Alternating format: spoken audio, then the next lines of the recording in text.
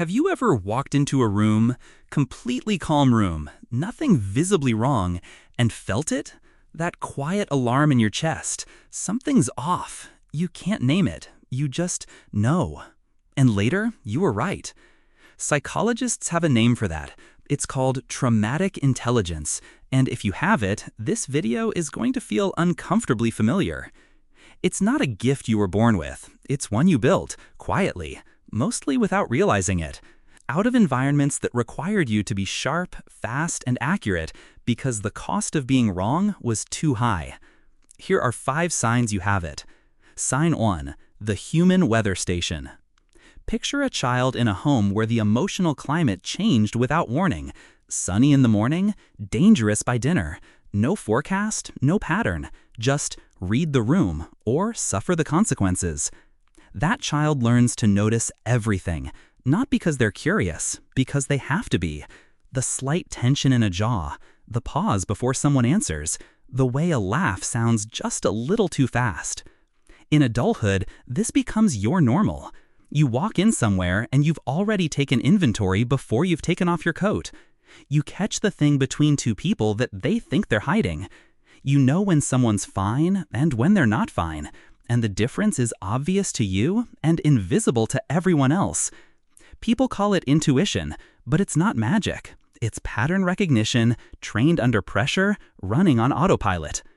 And sometimes, honestly, you wish you could just turn it off. Just walk into a room and not feel everything in it. Sign 2. The anticipator. Here's one that gets misread constantly. You're not an overthinker, you're an anticipator. There's a difference, and it matters. Overthinkers spin in circles. You run simulations. What could go wrong? What might this person actually mean? What's the exit if this falls apart? You're not anxious for no reason. You're stress testing reality before it stress tests you. The cruel irony, in a genuine crisis, real emergency, real chaos, you're often the calmest person there. Because in your head, you already lived through 20 versions of this moment. While everyone else is catching up, you're already 3 steps ahead. One science note, then we move on. Early, unpredictable environments strengthen the brain's threat detection pathways. This isn't damage, it's adaptation. The problem is the alarm system doesn't always know when to stand down. You didn't develop this by accident. You developed it because someone in your life made sure you needed it.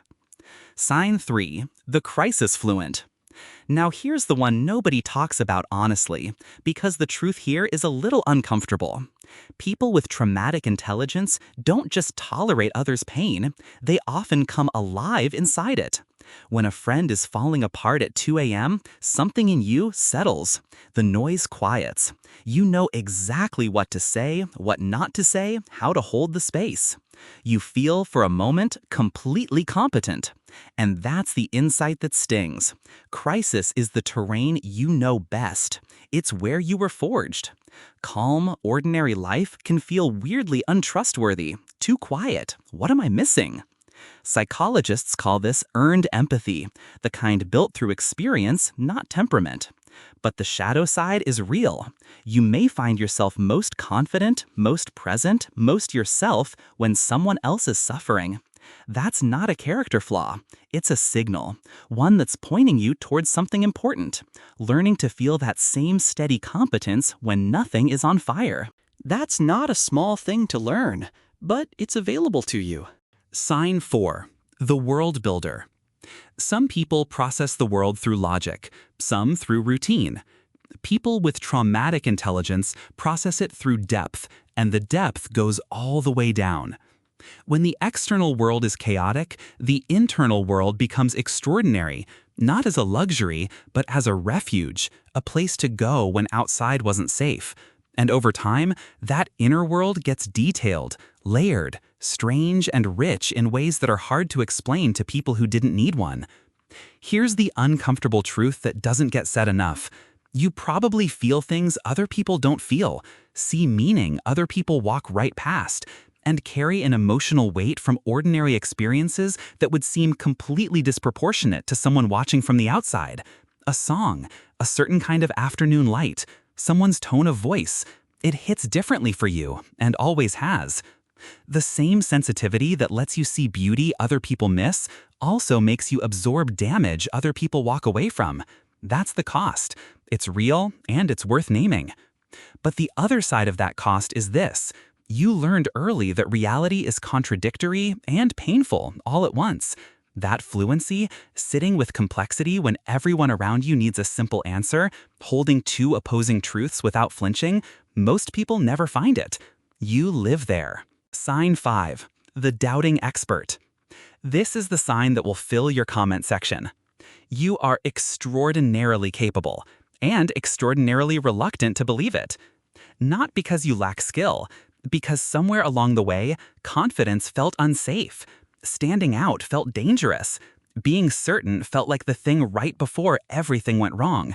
So even now, even after the environment that taught you that is long gone, you carry your competence quietly, almost apologetically.